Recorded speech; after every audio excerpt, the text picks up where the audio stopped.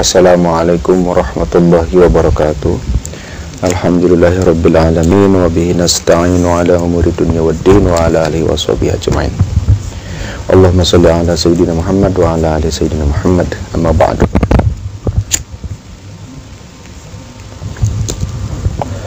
Segala puji bagi Allah yang telah melimpahkan berbagai nikmat, rahmat, hidayah, taufik, karunia, rezeki kepada kita semua, sehingga pada kesempatan kali ini kita masih diberi kesehatan, kebugaran, umur panjang, kesempatan dan juga rezeki yang halal. Dari sahabat Semesta TV, udah lama nih, udah 2 bulan lebih saya tidak upload foto, tidak muncul di channel. Sekarang saya insya Allah mau kembali berkarya ya, yang mudah-mudahan bermanfaat dan barokah. Pada segmen kali ini, karena saya sedang tidak explore, tidak keluar rumah, saya mau membahas sedikit sekali, sekilas, sedikit sekali ini, apa yang saya tahu, apa yang saya mampu, apa yang saya ketahui, apa yang saya pahami mengenai tentang masalah hizib ya. Tapi sebelumnya saya mau kasih tahu dulu kepada para sahabat, teman-teman semua, rekan-rekan, para sesepuh mungkin yang nonton, bahwa channel ini akan saya ganti nama ya. Topiknya tetap tentang ya supranatural, mistik, tentang apa namanya,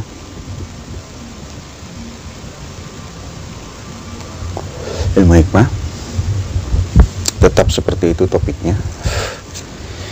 Cuman nama channelnya mau saya ganti. Mau diganti pakai nama apa? Ya inilah namanya.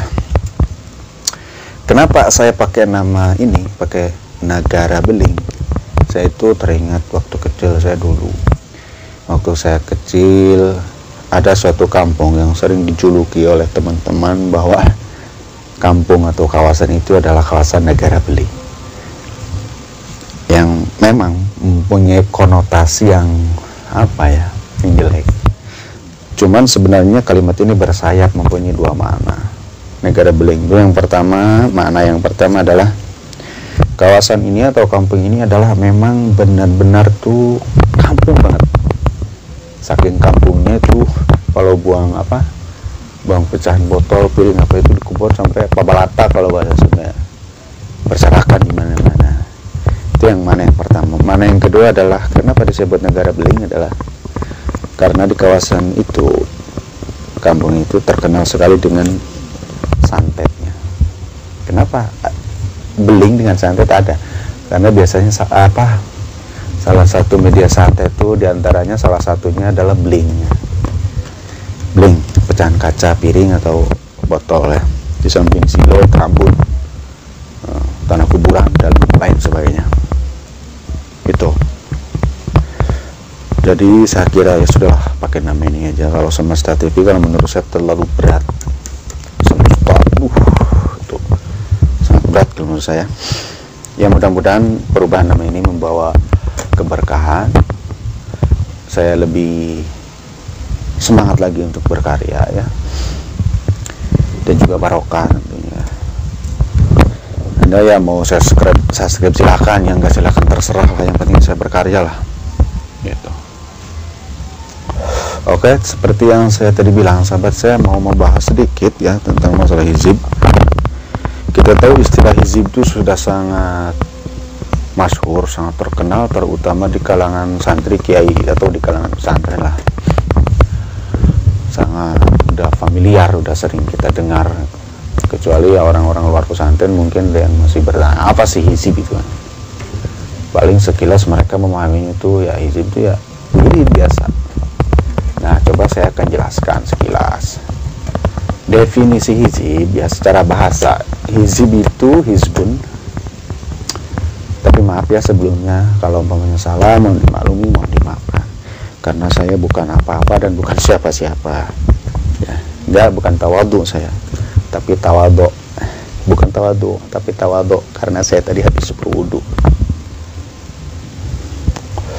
Jadi definisi hizib itu menurut bahasa adalah laskar, kelompok atau golongan atau pasukan. Itu secara bahasa. Kalau secara istilah adalah hizib itu rangkaian wirid yang diciptakan oleh terutama para wali dengan tidak memakai hawa nafsu, ya. Itu. Adapun isinya, ya, hizib itu sama seperti wirid yang lain, cuman ada bedanya. Hizib itu di dalamnya mengandung ayat-ayat suci Al-Quran, sholawat, dan doa-doa khusus yang dirangkai oleh para wali yang tidak memakai hawa nafsu. Dan biasanya rata-rata hizib itu berasal dari ilham ataupun para wali yang lain hadir, atau Rasulullah terutama hadir sendiri mengajarkan wirid tersebut. Seperti contoh hizib bahar, ya, karyanya Imam Abul Hasan Asyadzili. Beliau ketika sedang berlayar tuh angin tidak bertiup kencang sehingga kain untuk menahan angin supaya perahu berlayar itu tidak berhembus. Akhirnya perahu diam di tengah samudera.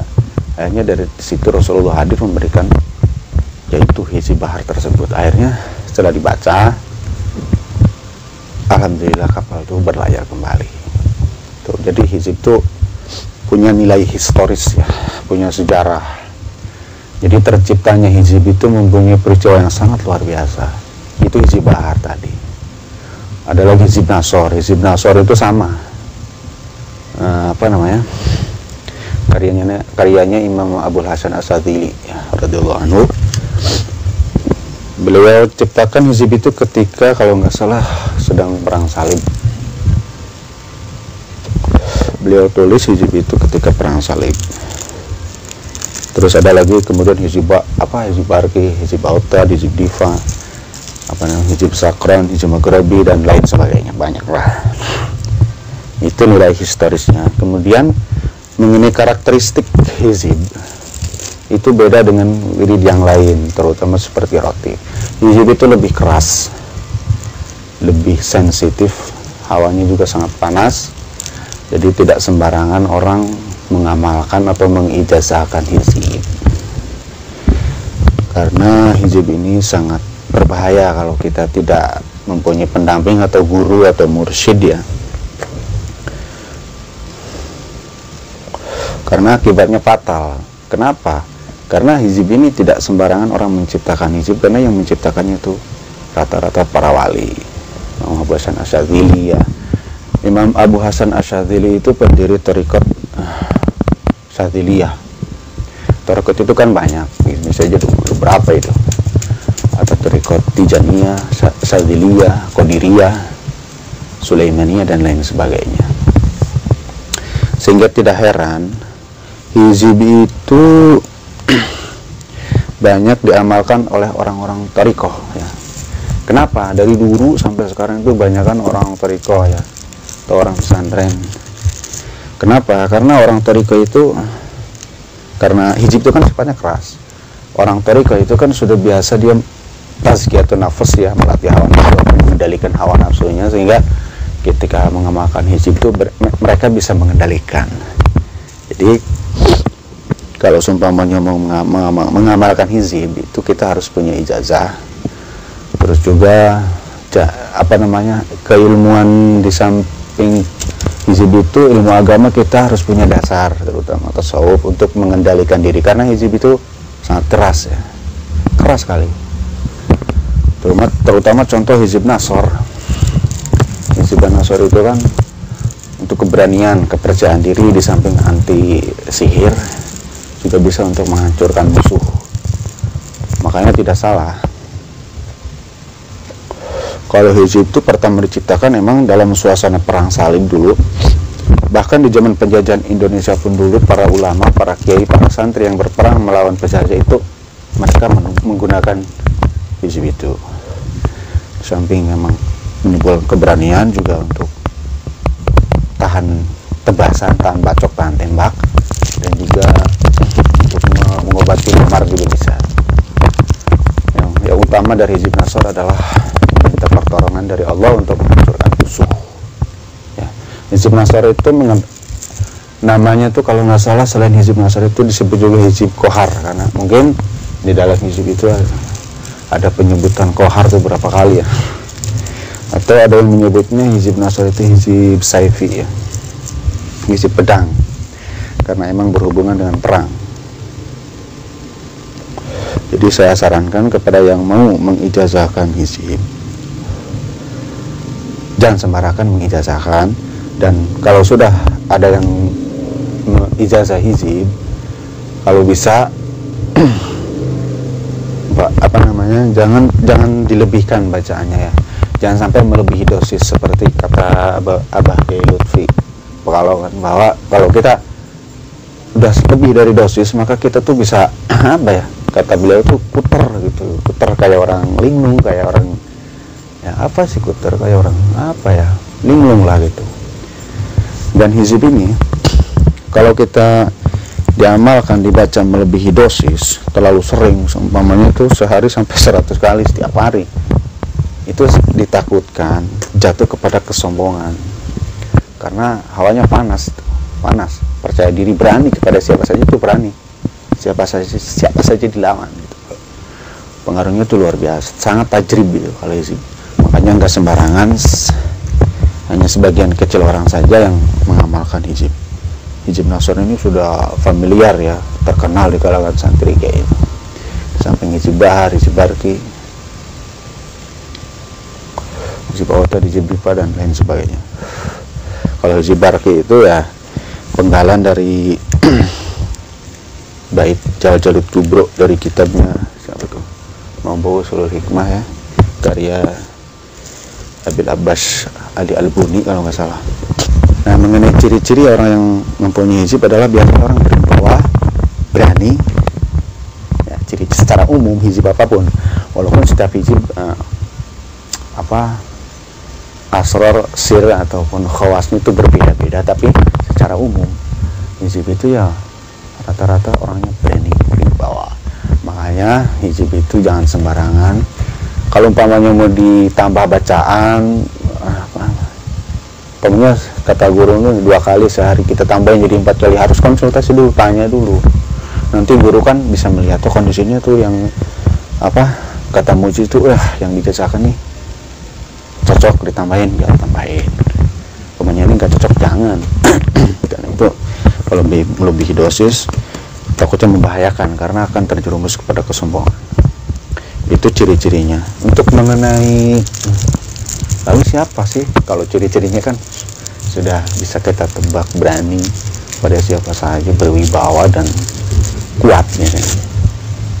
Oke, akan saya kasih nama, tapi bukan rekan saya atau orang-orang dekat saya, mungkin misalkan nggak bakalan kenal. Saya akan kasih contoh orangnya terkenal, orang ini adalah pengamal hizib nasor. Contoh seperti apa orang pengamal hizib nasor ini? Anda tahu dia siapa? Dia masih muda. Tebak siapa? Dia seorang mubalig, dia seorang habib, dia sangat berani. Siapa tebak? Kalau nggak bisa menebak, nih saya kasih tahu videonya. Maka terakhir kami sampaikan kepada pihak kepolisian, jikalau kalian pihak kepolisian, jikalau kalian diam saja, tidak kalian tangkap pelaku oknum Banser yang membakar kalimat tauhid, demi Allah kami para santri akan turun ke Garut.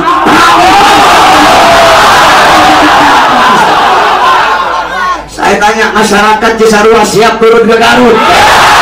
Siap cari oknum Banser? Siap cari pembakar bendera tauhid? Siap perang dengan mereka? Allahu Akbar, Allahu Akbar, Allahu Akbar. Nah itu dia ya sahabat. Ya itu dia. Siapa? Al-Habib Bahar bin Ali bin Smith. Dia adalah pengamal setia. Dia sangat mudawamah mengamalkan hizib nasor. Bahkan di samping hizib nasor, beliau itu mempunyai pegangan itu 3 hizib nasor, hizib bahar dan wirid sakron. Kalau nggak percaya coba tanyain. Saya nggak pernah bertemu beliau, nggak pernah ngobrol. Cuman saya ya istilahnya bolehlah kita menilai kan. Ya dari kata-katanya, dari semangatnya juga sudah ketahuan. Bahkan beliau itu sangat hafal di luar kepala Hizib Nasor, Hizib Bahar dan Wirid Sakor. Seperti itu. Kalau percaya tanya sendiri. Oke sahabat ya. Ini bunyi terus dari tadi, nggak tahu kenapa.